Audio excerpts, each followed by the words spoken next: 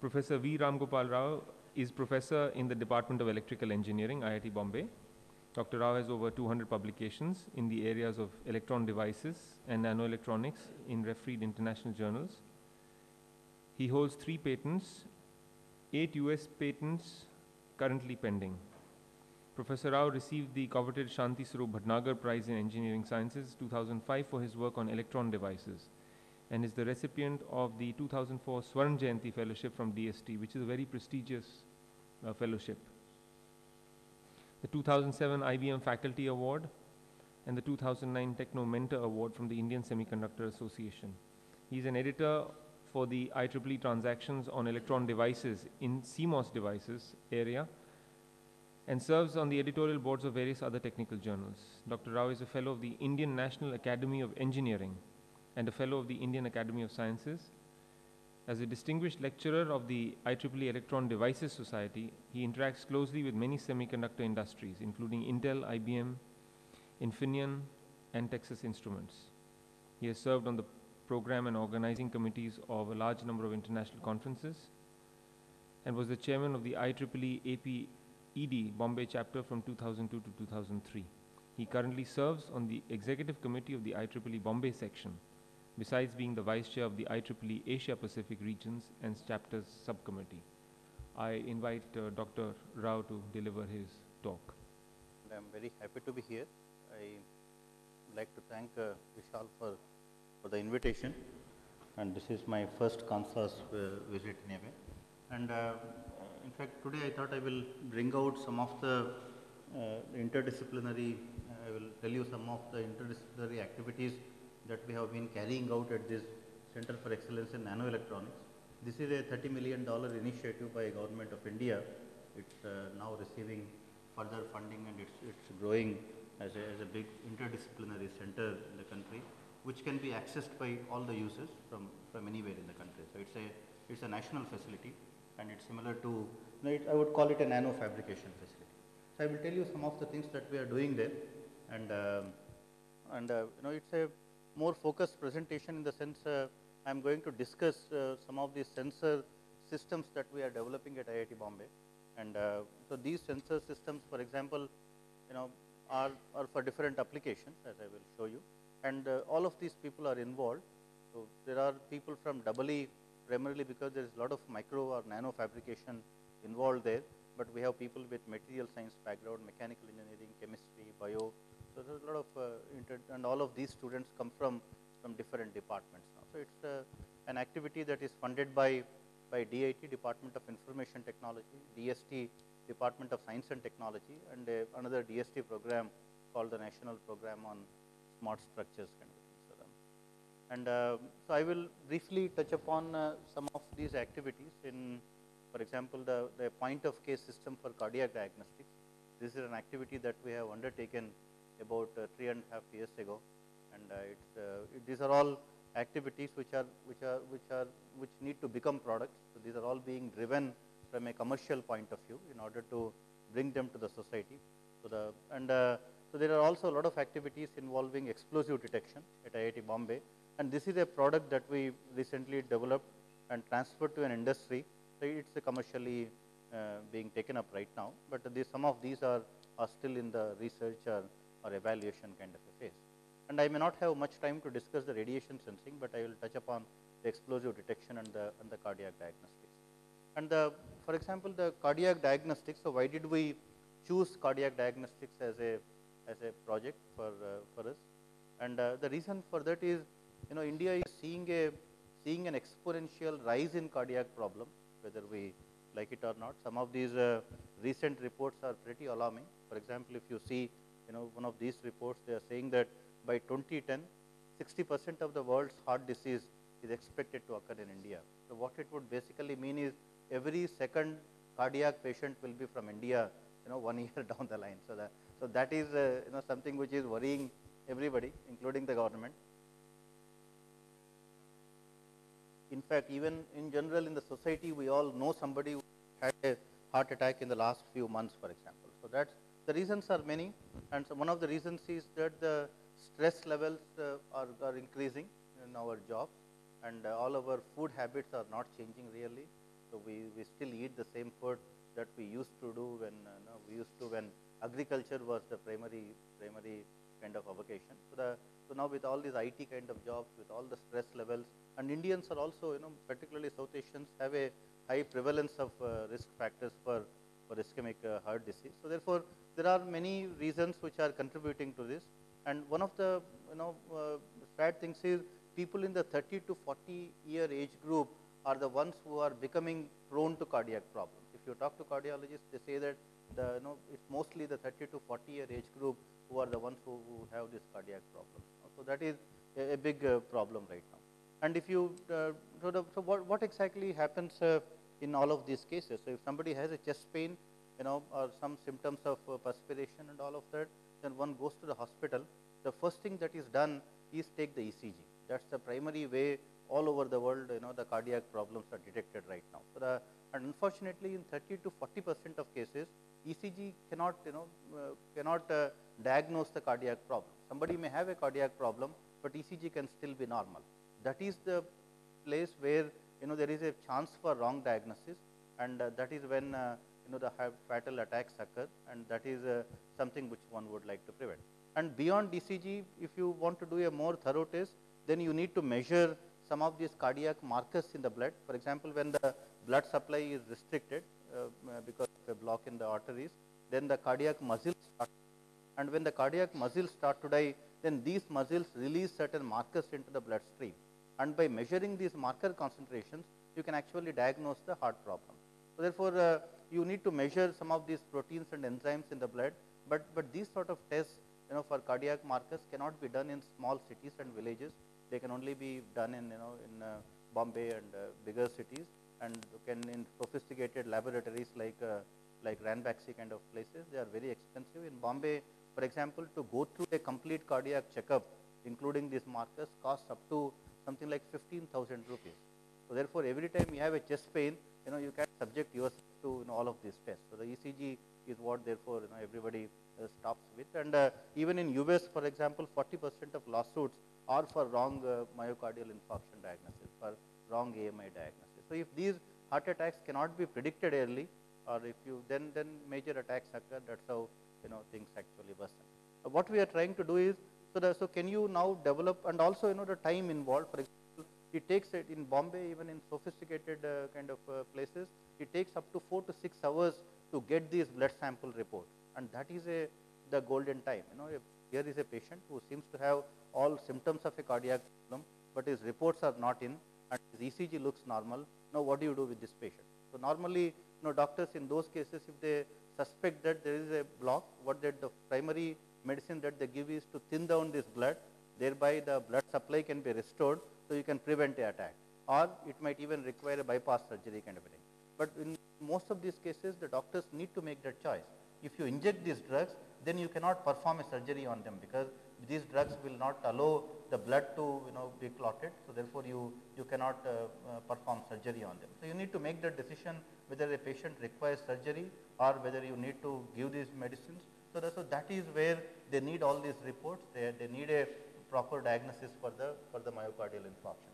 In fact, a few years ago, not very long ago, one of the leading cardiologists of Bombay died because he had all these symptoms of cardiac problem. He took these medicines, but subsequently required a bypass surgery, and they could not perform the surgery on him, so he died of bleeding. So this is the situation which one is trying to prevent.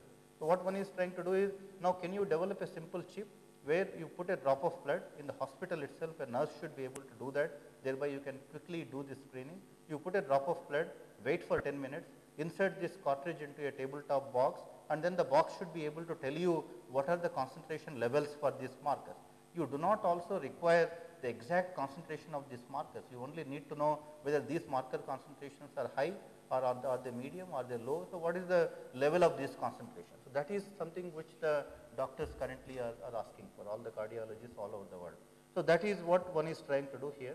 So at the end of the day, what we are trying to develop is a simple biochip, a lab on chip, with all these sensors integrated in them for the different cardiac markers, which within a few minutes, for example, you should be able to get the concentration levels for these markers, and also the entire thing should not cost more than a few hundreds of rupees. From 10,000 rupees and above, you want to bring down the cost to a few hundreds of rupees. Thereby, people can easily do these tests and routinely perform them in hospitals itself. So, you are looking for a point of case system in the hospitals which costs a few hundreds of rupees per diagnosis and which takes about 10 minutes sort of thing for the diagnosis. That is the target that we have. So, that is what we have been working on for the past 3.5 years. And this is, I come from a CMOS background, that's my primary research still, but this is something which became very interesting for all of us, and coming from a microfabrication or CMOS processing background, this looked like a good area. So, we formed a team, we started to work in this field, then things became interesting, and now this is one of our major activities actually. And so, when the myocardial infarction, so this is the condition what doctors call myocardial infarction. So, that is where the blood supply is restricted, cardiac muscles are dying. So, if you do not diagnose it in that condition, then it can lead to a major or fatal attack. So, therefore, that myocardial infarction, if you can detect, then you can prevent a major attack. So, that is the whole thing that one is trying to do here. And then so when these cardiac muscles start to die, then they release multiple markers, and unfortunately, none of them is specific to cardiac problems, because even if you have a muscle injury, some of these marker concentrations in the blood can rise. Therefore, you cannot diagnose by using one single marker here. You need to look at a set of markers and then keep track of their concentration changes over a period of time. So, all that is the reason why the costs become very high for cardiac diagnostics. So, WHO standards currently recommend measuring cardiac markers for cardiac diagnostics, measuring 3 markers, the CKMB, the creatine kinase, the troponin and the myoglobin. So, these are the 3 markers that one is trying to develop sensors for and integrate them on the single chip, and then make it all extremely low cost kind of a thing. And so, our approach, and also another problem is unfortunately none of these cardiac markers, you cannot draw a line saying that this is the critical level. If these levels exceed, then you seem to have a cardiac problem, because these marker concentrations also are very different across people. They depend on your lifestyle. For example, for somebody from North India, for somebody from South India, the critical levels can be very different. Therefore, so you cannot you cannot for example, draw a critical kind of a concentration for any of these, and because it can depend on various factors. So, but unfortunately in India there are no databases that exist which correlate all of these marker concentrations with the lifestyles or with the regional kind of things. So, there is nothing like that. So, everything is left to the doctor's experience, and that is the reason why when you have a problem, you want to go to the most experienced doctor, because you would have seen a lot of patients and he can make that decision. So, you do not want to go to an young guy who would look at the internet and try to diagnose something. Therefore, so the experience is what counts in all of these cases, because many of these things are very subjective, and you cannot do that in a foolproof kind of a way. So, this is and also the specificity is one issue. Therefore, you need multiple markers, the temporal response, the ease of designing these protocols, and all of these things, like any engineering development, you need to keep in mind. Also, this is what shows how the concentrations for these different markers rise when after the onset of infarction. So, for example, if you look A, which is the myoglobin is considered to be an early marker. After the onset of infarction, its concentration rises very early, and then but it also goes back to its normal state in a few hours of time. Therefore, and then the B, which is troponin, it rises a little later, but then its concentration also remains high for a longer period of time. So, depending on at what instance the patient has come to hospital, certain marker concentrations may have been at their peak level, certain marker concentrations may have gone back to their normal values. Therefore, you need to look at a set of markers and look at their time responses. So, that is the challenge that is involved here. So, typically you are trying to measure marker concentrations in the range of a few nanograms per ml. So, that is what for example, after the onset, these are the normal ranges for these 3 different markers, and this is how they rise, and they all peak at different instances of time. So, therefore, you need to be able to measure a few nanograms per ml using whatever biosensor that you are actually developing. And what are the currently used tests? The currently used tests are ELISA, and this is the most standard pathological laboratory test. But unfortunately, it requires skilled labor. It can only be done in sophisticated laboratories. It is time consuming. It takes at least 4 to 6 hours, and it's also, because of these reasons, it also becomes expensive. And also, recently we had done a survey. We interact with a lot of industries for this. So we did a survey with Johnson & Johnson, and what they figured out is in India, in 95% of cases, when somebody has an incidence of heart problem, or if he thinks he has a heart problem, in 95% of cases, they end up in a primary health care center. They cannot go to a leading hospital in the city because of the traffic conditions. You all know the traffic in Bombay and Delhi, and I just came from Calcutta. So that it takes, we measure distance in India in time units. There is, it can be just 2 kilometers, but it can take you half an hour. So therefore, traffic is becoming worse, and in 95% of cases, all these patients end up in the next door hospital where nobody knows what to do.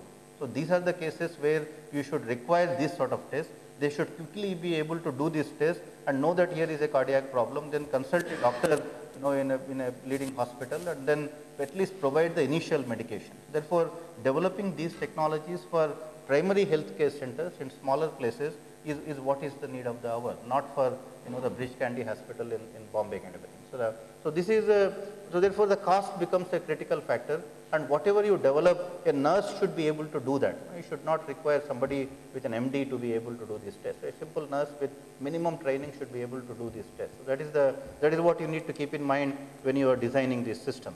So we started to look at multiple approaches. So when we started this work, there was no prior kind of literature, and we started from scratch, and essentially you were trying to measure a few proteins and enzymes in the blood.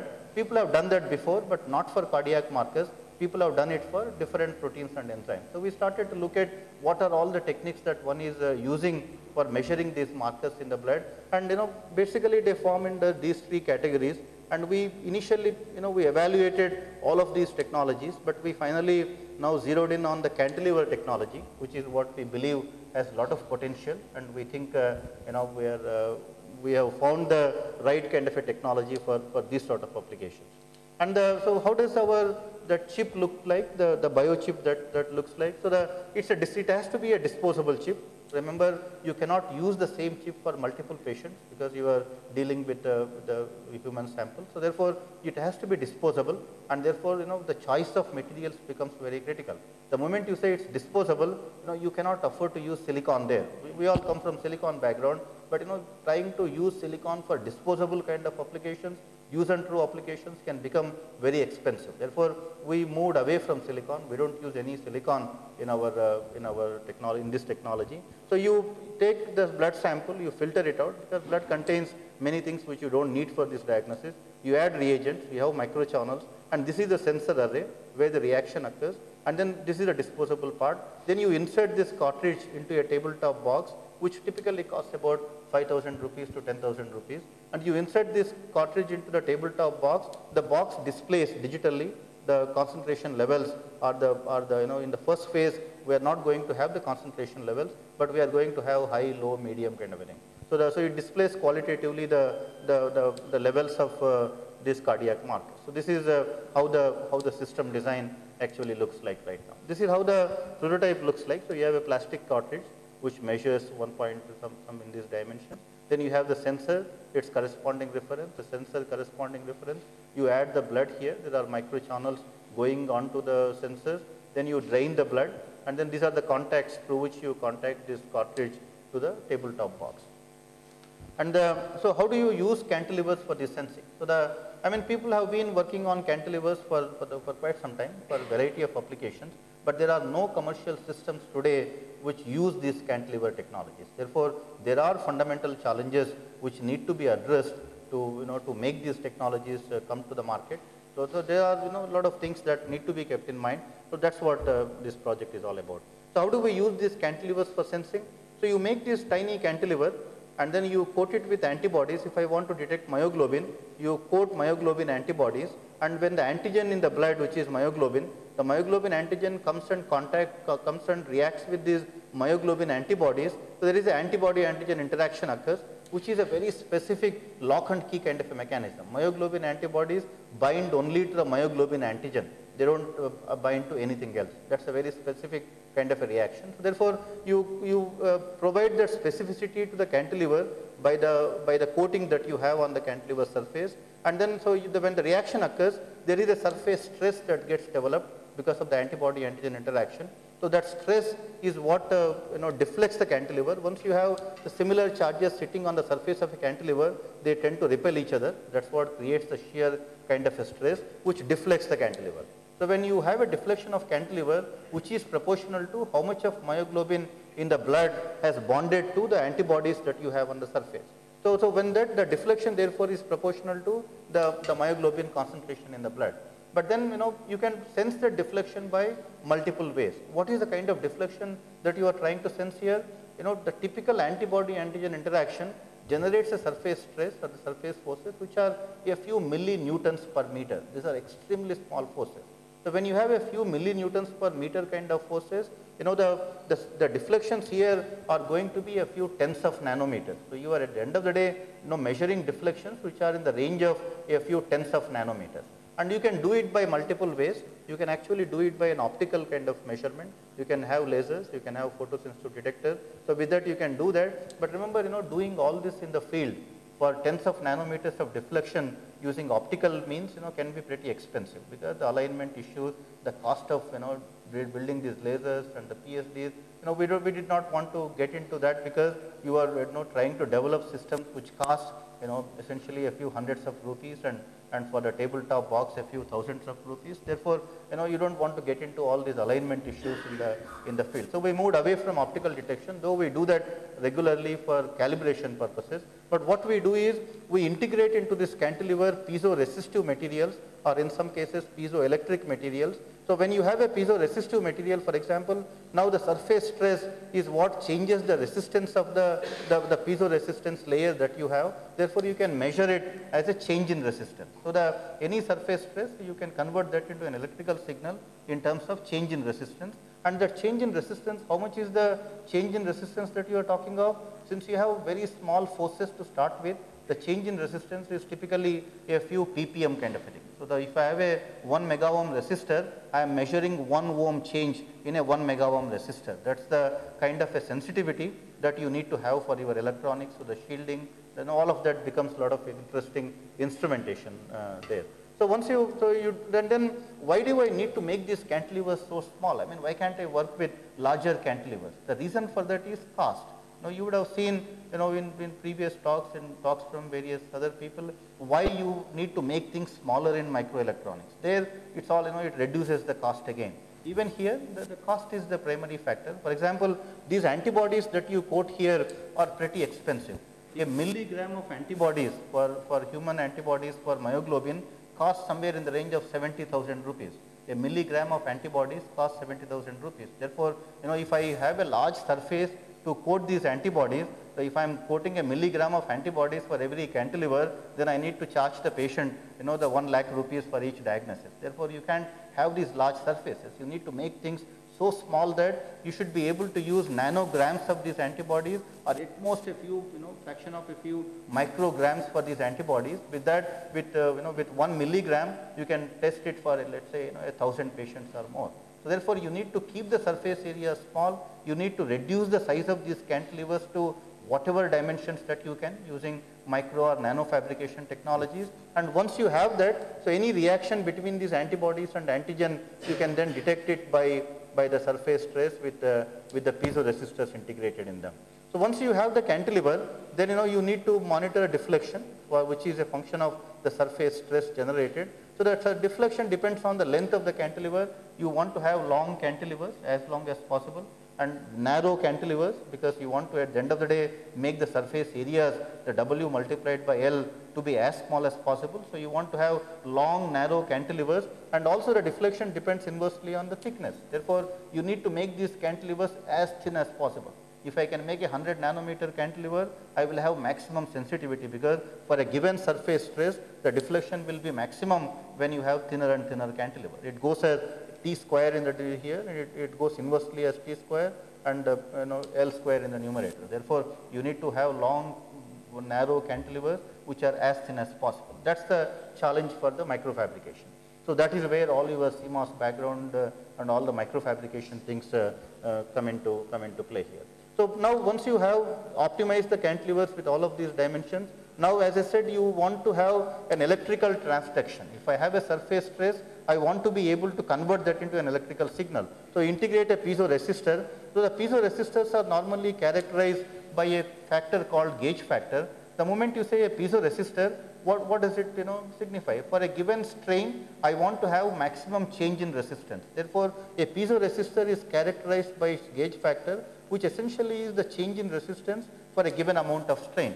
So, if whatever piezoresistors that you want to have here, you need to optimize it for its gauge factor. You want to have maximum change in resistance for a given amount of strain. But remember, as I told you in the very beginning, you don't want to use silicon. Therefore, now what can be the kind of piezoresistors you can think of? Silicon, is not such a great material for cantilevers because there is also this factor E here, which is the Young's modulus. So, you are looking for materials that have a lower and lower Young's modulus, thereby your deflection will be higher, they will be less stiff. The cantilevers will essentially be less stiff when compared to a material that has a higher Young's modulus. So, I will show you, how we address these challenges. So, we address these challenges by using polymers. We don't work with silicon, we work with polymers. So, what is the advantage of using polymers?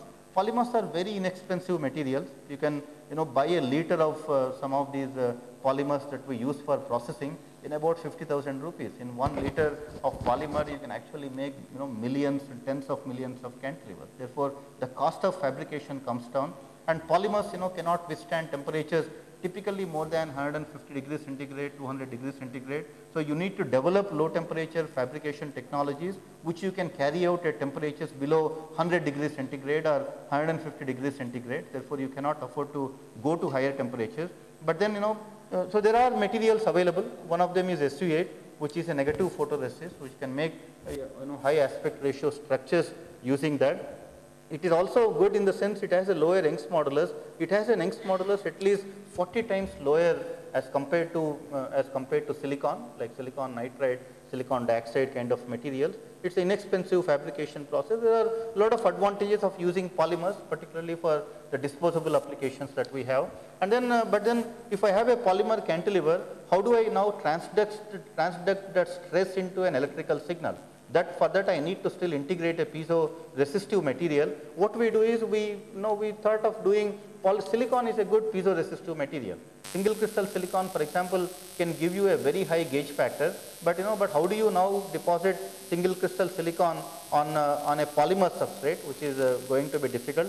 So, therefore, you use polysilicon, you use thin layers of polysilicon, a few hundreds of nanometers, and then so if I can integrate into this polymer a polysilicon piezoresistor, which is a polysilicon piezoresistor, then you can actually get the highest aspect ratio for that. The K, which is the gauge factor, which is highest for polysilicon among all microfabrication compatible materials, and E is the Young's modulus, which is the lowest for the polymer. Therefore, the K by E ratio, which will give you the deflection or the change in resistance, will be the highest as compared to any other known kind of a system. So, that is what you want to do. The challenge here is, the technology challenge is to integrate a polysilicon piezoresistor in a polymer matrix, which is something which nobody had done before. So, that is the challenge. We started to understand the technology issues involved with such kind of systems, and some of that the theory of these cantilevers we published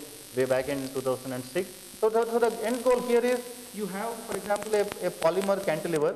Now, how do I efficiently transduct that electrical stress? How do I essentially convert that mechanical stress to an electrical signal? You can do multiple things. In the literature, for example, people have made polymer cantilevers with gold as the strain gauge. They incorporated a gold layer in the polymer matrix, but gold unfortunately has a gauge factor which is as low as 2. It's not a piezoresistor, it's a strain gauge kind of a material, but you cannot therefore have a very high good sensitivity by using gold.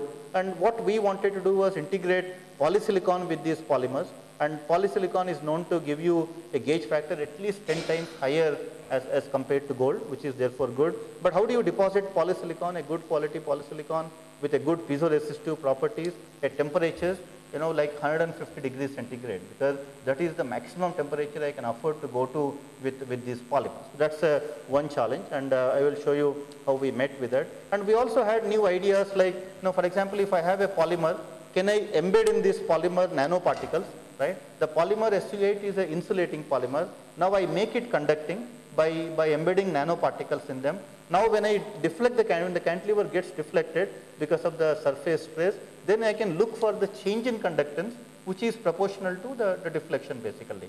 So that is another idea that we wanted to, that we have been pursuing. And the final one is conducting polymers. For example, since I already have a polymer cantilever, can I find a conducting polymer which has a good piezoresistive properties? For example, polyaniline is known to have gauge factors in the range of 150 or 100 kind of a thing. But how do you pattern polyaniline? That's a challenge. You don't have easily patternable polyaniline kind of materials that you can use in the microfabrication processes. So therefore, that's also a project, that's something which we are very aggressively looking at. So there are also, these are all piezoresistive techniques. You can also think of piezoelectric materials embedded into these cantilevers, which can give you a voltage output which is proportional to the surface stress, which is because of the antibody-antigen interaction. So we do all of the, all these different techniques. And then, so one of the challenges we wanted to address was to integrate a polysilicon piezoresistor, a thin layer of polysilicon in a polymer cantilever. So for that we needed to develop technologies where you can deposit a good quality polysilicon at low temperature. So we built actually a complete cluster tool, a 4-chamber hot-wise CVD system. And because it was not commercially available, there are a few groups working, world over on the hot-wise CVD process. It's a very small community, but we found, the novelty of doing it with hot-wise CVD, because you can deposit good quality polysilicon films at pretty low temperatures, and then, so therefore, but the commercial systems, if you get one made for your requirements, can cost up to $1 million. So we did not want to spend that kind of money. So we just went ahead, built our own system. The complete thing cost us almost like $100,000. We were able to make the entire thing. And we started to optimize the process, but nobody had, for example, optimized a polysilicon with hot-wise CVD for piezoresistive applications. So there was a lot of material science that needed to be done in terms of optimizing this polysilicon layer with hot-wise CVD, because the gauge factor, as one would know, depends on all of these material parameters. Therefore, you need to optimize on all of these different parameters to get you the maximum gauge factor at temperatures like 100 degrees, 150 degrees maximum. So we got into a lot of material science there, and and we started to, for example, look at what happens as a function of the polysilicon thickness, what happens to the gauge factor, what happens to the crystallinity, because the crystallinity directly affects the gauge factor values, what happens as a function of silicon film thickness, what happens as a function of grain size to the gauge factor value. So we studied some of these aspects. For example, you are depositing polysilicon on a polymer, you need to start worrying about the interface between the polymers and polysilicon. Then you need to reduce the surface roughness in order to give you the best quality piezoresistive layers there. So we needed to optimize this interface. And also, when you are depositing polysilicon, you pass silane, you dilute it with hydrogen. What is the optimum hydrogen dilution rate to get you the best piezoresistive coefficient? So you optimize on all of these technologies. And finally, we have a technology now where at about 150 degrees centigrade, we are able to get a gauge factor value in the range of 15 to 20. It compares quite favorably with other high temperature polysilicon for piezoresistor applications. In the literature, for example, you find a lot of LPCVD films done at 700 degrees centigrade for piezoresistive applications. So they are able to get a gauge factor value in the range of 25 to 30 kind of a thing. And we at 150 degrees centigrade, our gauge factor values are almost like 15 to 20 sort of a thing. So which is pretty good. So once we have a process or a technology, now the next goal is to integrate that with the polymer cantilevers. That's what we started to do. So we developed a 5-mask process. In all of these cases, we start with silicon and we start to grow all of these structures. This is the complete polymer structure. Then we have a sacrificial layer which we use to remove the substrate after all the processing is done. So therefore, you use silicon as a mechanical support to take you through the processing, but finally you remove the silicon substrate and you can reuse the silicon. Silicon is not consumed in the process. So the entire structure is a self-standing polymer die. So this is, for example, the polymer cantilever with an embedded piezoresistor, and so this is all done at 100 degrees kind of temperatures in using extremely low cost spin coating kind of technologies, and it's also pretty sensitive. The spring constants are all very low, and this is some work we published very recently in Journal of MEMS.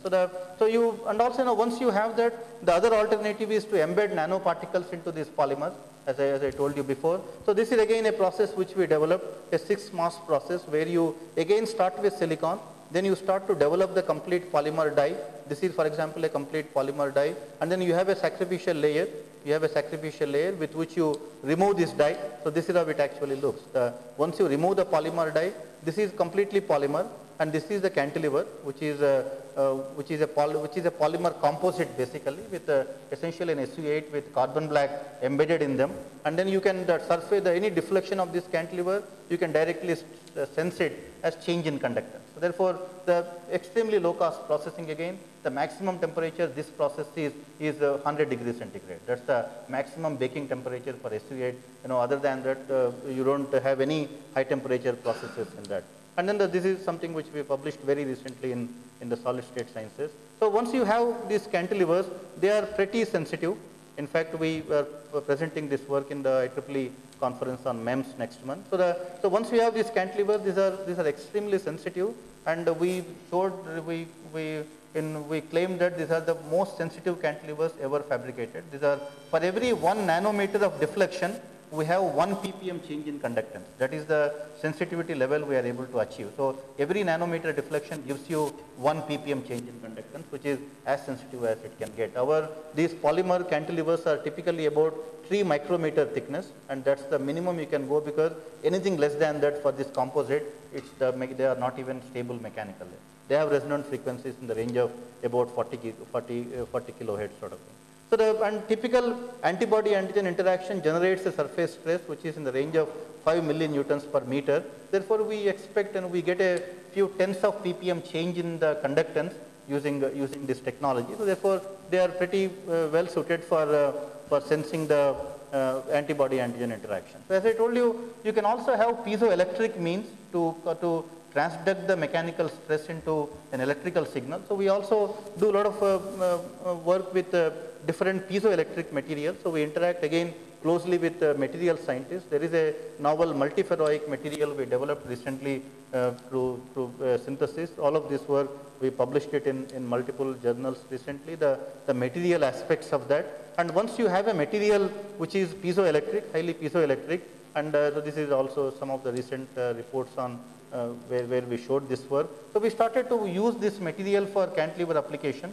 And the advantage of using these piezoelectric materials is it's a very simple process. So you have a material which is piezoelectric by nature. So if I can pattern that and make self-standing structures, then any surface stress, I can sense it as a voltage generated. And you can have very simple techniques here. In all the earlier processes, you use 5 or 6 mask levels. But with the piezoelectric materials that we have, we just use 2 masks and we have the complete cantilever done. So that is something which is very interesting. So we are also able to actuate these cantilevers electrically, and we recently presented this at at TSMC, and it actually won an award. TSMC called it a most innovative technology kind of thing.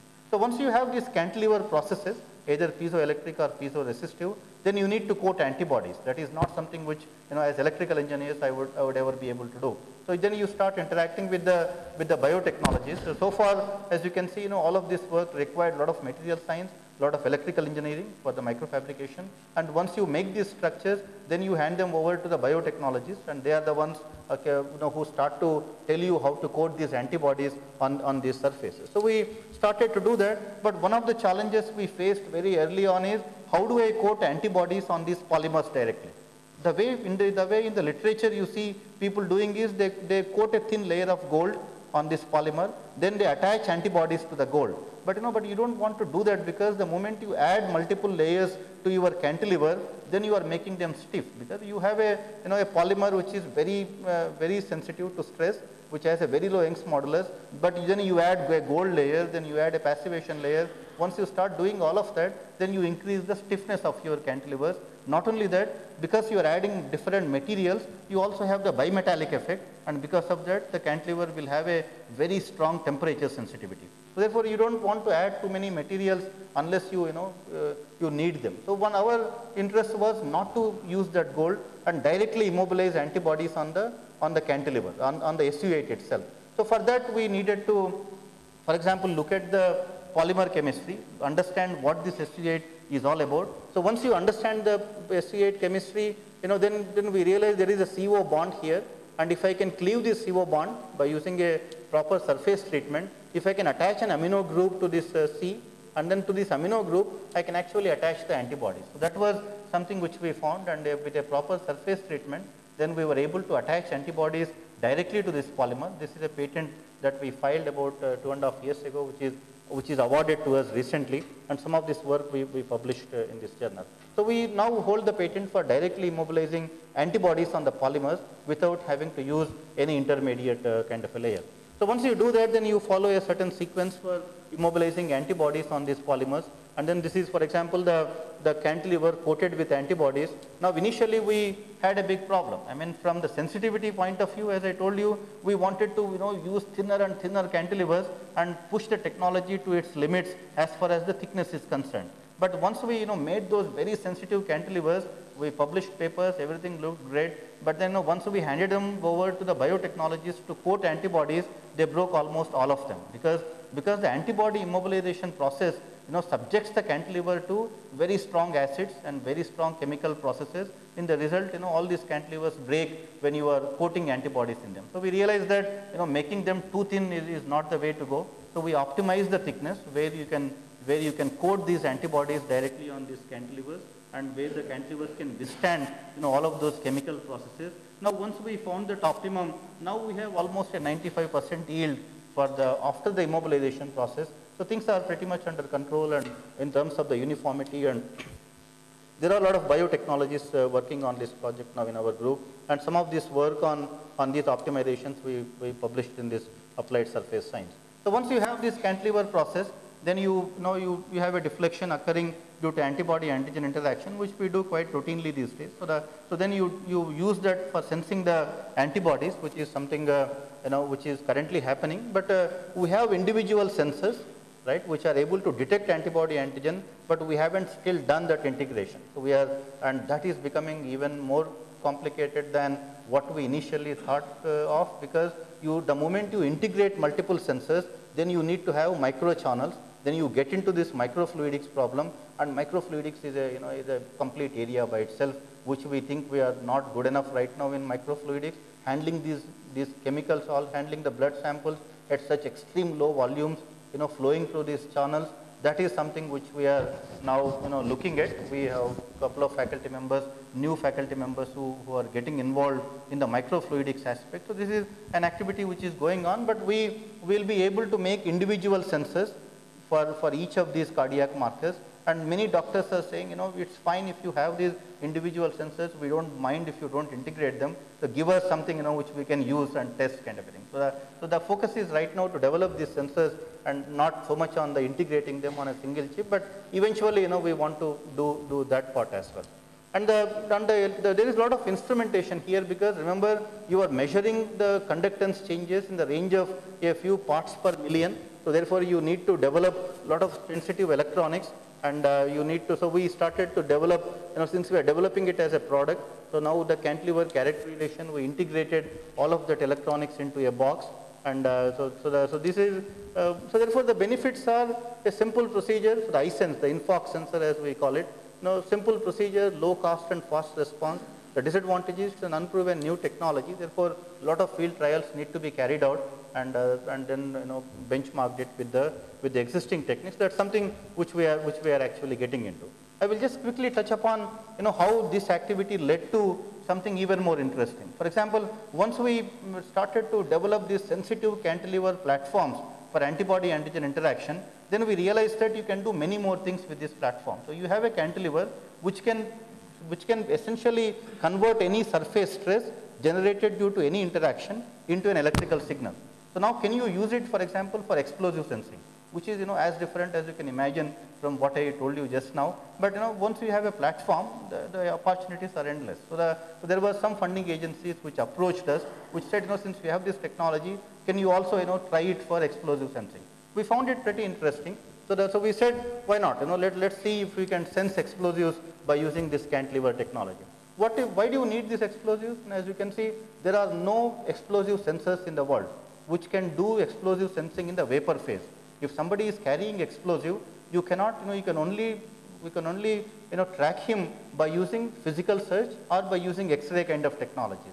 But you cannot, track, these molecules that are evaporated from these explosive materials.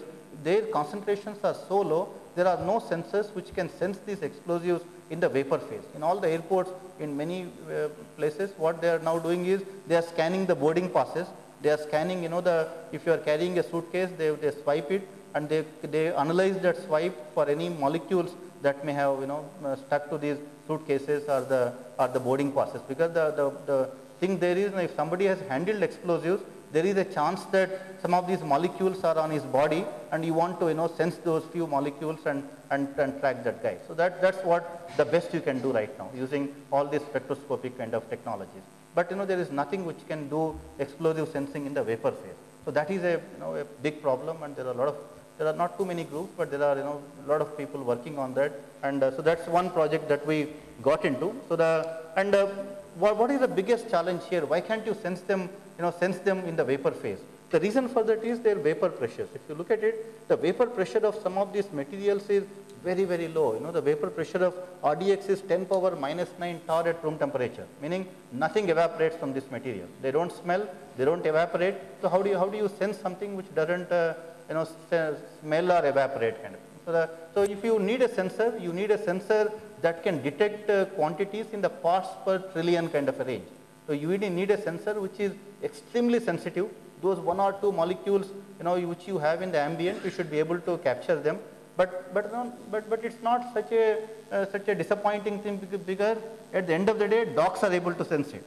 At airports, you still see dogs, being used for explosive sensing.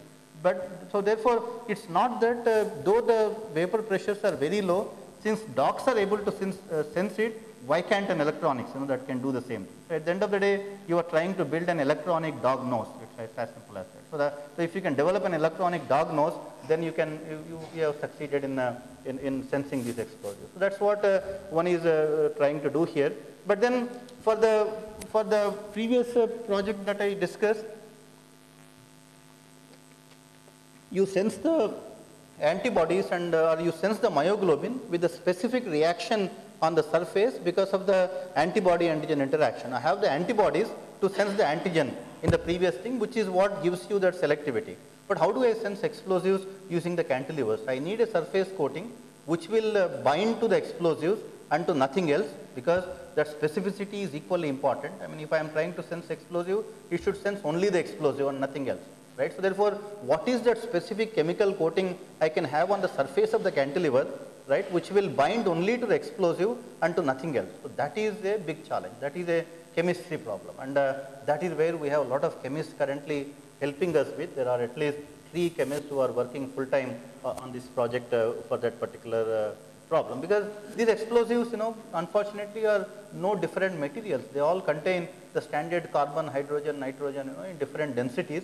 That's all about it. So there is nothing very specific about the explosives, and these molecules are present in everything that you have. All perfumes have them, wood, your shoe polish has that, everything has that. Therefore, selectively sensing explosives in an airport kind of an environment with the sensitivities of parts per trillion is the most difficult research problem I can think of today, which has a huge commercial application. And if you can develop these sensors which can be networked, right, and then with a good sensitivity and selectivity, just imagine the possibilities. You can protect all the vital installations by just these network sensors, and anybody carrying these materials in the vicinity, you can track them without them coming anywhere close to that installation. Therefore, lots of things can be done. The potential is endless, and that's what is quite exciting as a research project.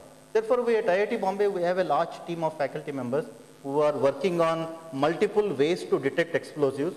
it's a big group right now working at IITB, and it's a nationally funded project, funded by the Prime Minister's scientific advisor. So it's a high level project with a great impact, multiple institutions. IIT Bombay has a big team, but there are also teams in other institutions. So it's a multi-institutional, multidisciplinary kind of a project, and that's because of the challenges involved in the sensing the explosives.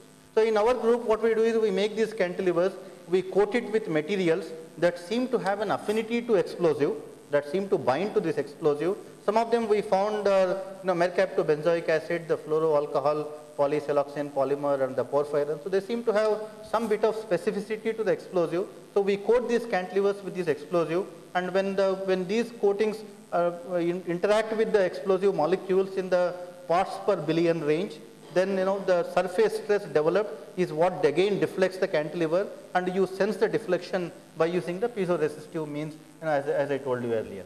So that's the thing, and then we started to, but then how do you handle these explosives? So remember, these materials are pretty powerful. Even a milligram of RDX exploding in the lab can actually make you deaf, so that you can lose your hearing. Hearing if you even a milligram of RDX molecule exploding in the laboratory. So therefore, you need to take all the precautions. You need to build these vapor generators where you can control the amount of explosive in the vapor, and that required a lot of additional expertise. And we interact with a laboratory in Chandigarh, high energy materials research lab, where they handle tons of explosives, and so they gave us vapor generators which we use currently in the lab, and with you can control the concentration of these explosive materials using these vapor generators. So we started to optimize the coatings for the cantilever to bring in that specificity with different surface coatings. So we are able to, with these coatings that I showed you earlier, the 4-MBA, XXFA, and porphyrins, we are able to sense the explosive. For example, you pass the TNT here, the cantilever starts to deflect. This is the voltage which is proportional to the resistance change. So the cantilever starts to deflect. Then you pass nitrogen. Remember, in about a few seconds, it actually starts to detect explosive in the PPT, the parts per billion kind of a range. Then you pass nitrogen, the cantilever goes back to its normal shape. So you can reuse these cantilevers. You can dissolve these explosives by just flushing it with nitrogen. Right, and then so you pass the explosive, it starts to deflect. You pass nitrogen, it recovers. So that's a nice experiment, and we did this with cantilevers hundreds or thousands of times. It is very reproducible. It works pretty well. And even for RDX, for example, RDX having a lower vapor pressure. RDX vapor pressure is at least 1,000 times lower compared to TNT. TNT is easier to detect. RDX is even more difficult. And with RDX, for example, you can it takes slightly longer, but again the cantilevers are very sensitive to detect that. Therefore, the sensitivity is not a problem with cantilevers. Cantilevers have the kind of structures you have. They give you the very high surface to volume ratios. Therefore, they are pretty sensitive. But the selectivity is still a problem. None of these coatings that we have right now, we realize are selective enough to explosive, and that is one issue that we are still trying to address. So in all of these cases, for example, you do multiple cycles, it works pretty well, and you turn the TNT on, TNT off. The cantilever follows whatever you do in the ambient. So it is working pretty well. We did lots of experiments. This is a very active project right now. But the challenge here is we also recently built a small handheld system. For example, 6 ppt of RDX on a 4 MBA coated cantilever, it gives a surface stress of about 30 millinewtons per meter. So our cantilevers have a sensitivity where every 1 millinewton per meter kind of a surface force stress gives us 4 ppm change. Therefore, a 30 millinewtons per meter, we are able to detect a few hundreds of ppm change in conductance, so which is pretty much in the range that our cantilevers can handle. So things are quite under control in this respect. We actually built a tiny handheld system. We demonstrated this recently to a funding agency, and where the entire, it's a wireless detector. So you place it at a place where you suspect there is explosive. You can move away. These are what are called standoff detections. So you place it at a place, and then within a few seconds it can detect explosive, wirelessly communicate that to the base station, saying that here is something which contains the explosive kind of thing.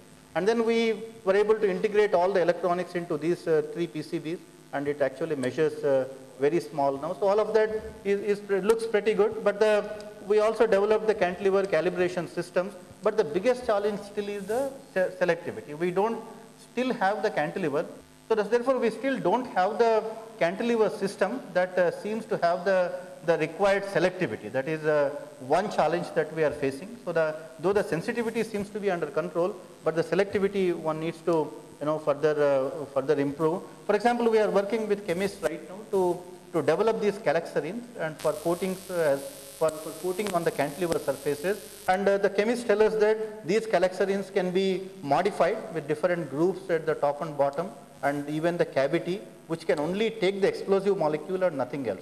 So we are trying to do basically a molecular recognition on the surface of a cantilever. So once you do that, then you can actually sense the explosives with the required specificity and or the selectivity. That's what is the current focus.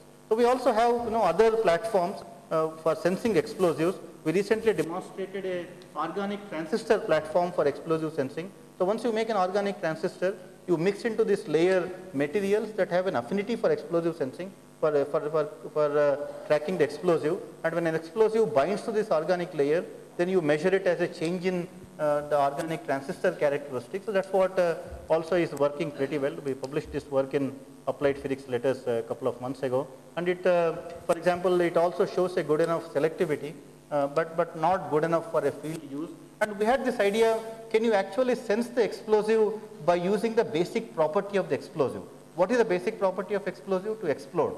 So can you actually cause a nano explosion of these few molecules that you have in the ambient and sense that nano explosion? That's what one would call deflagration, which is a rapid combustion of explosives which occurs at a certain temperature. So you develop these micro heaters, very tiny heaters with an extremely low thermal mass, and then even if one or two RDX molecules coming in contact with this micro heater, there is a deflagration that occurs.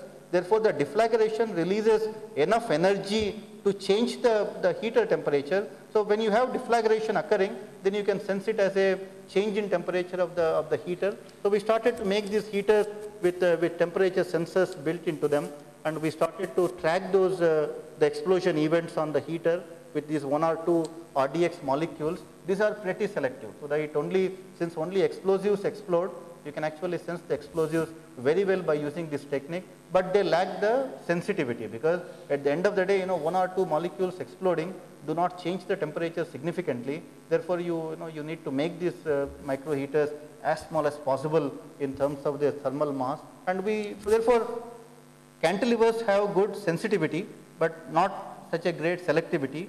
Micro heaters have a good selectivity, but not a good sensitivity. So what do you want to do? Now, can you put the two things together? Can I fabricate a structure with a micro heater and right on top of that a cantilever? That's what we are currently doing. So we also did a similar thing by using packaging. It seems to show a good sensitivity, and also you need pre-concentrators, because you have just a few molecules in the ambient which you need to sense. Therefore, you have suction in your systems, and then you keep accumulating these molecules over a period of time and release all of them at one go onto the sensor surface. These are called pre-concentrators. So we also have a lot of people working on these pre-concentrators. So therefore, you need to integrate all of these things in a single package, make them extremely low cost, and have with networking kind of capabilities. And finally, in 2 minutes, I will tell you some of the things that we did a couple of years ago and transferred to an industry. We, like I told you, the cardiac problems is a big issue. You want to, develop diagnostic tools for cardiac sensing. So one of the things we did was we built a small silicon locket. It has all the electronics, and then it keeps recording the ECG in real time. So it can, a person can wear that and continue to do his normal activities. It keeps recording the ECG, and it also has enough intelligence to detect arrhythmia. When there is a change in ECG signal, it can detect that. When it detects the arrhythmia, it uses a standard mobile phone interface to transmit the ECG data of the last few seconds when arrhythmia occurred to a doctor. Therefore, it uses the standard mobile phone technology to keep patients with a heart problem in constant touch with the doctor, which doctors really like that. Everybody we demonstrated wanted to have a locket for himself. So therefore, this is but since it uses the standard mobile phone for transmission. But one of the biggest challenges here is this is how the entire silicon locket currently looks like, and it's a working model, and it has or a complete mobile phone interface, which is it's already an industry kind of a project now. But the biggest problem that a lot of newspapers covered it as a very significant development and all that. But one of the problems we face here is the motion artifact. Since the person is now doing his normal activity, some of his normal activities can give rise to a alarm. In that case, how do you know that it's because of hurt and not because he just dropped the locket, for example, and that should not trigger an alarm and then ambulances rushing to his spot. Therefore, how do you know the activity of the patient when an alarm was detected? For that, you want to integrate accelerometers with the system. So that you need to measure, you need to know the patient's activity when a particular alarm was received. So for that, we started to integrate accelerometers with the ECG electrodes and measure the muscle activity. But then ECG electrodes need to be replaced at regular intervals, and then it is too much to expect a patient to remove these accelerometers and reconnect them to the new electrode. It's not a simple thing for a patient to do. Therefore, we wanted disposable accelerometers that can be taken off with the electrodes kind of a thing. So we started to develop these polymer based accelerometers. We recently applied for a US patent for this, and we have the polymer accelerometer technology where the entire polymer is a complete accelerometer. We embed nanoparticles into these arms, and then whenever there is a deflection here because of acceleration, the proof mass deflection, then that changes the conductivity of these arms, which we measure as the change in that. So it shows good acceleration levels. I'm done.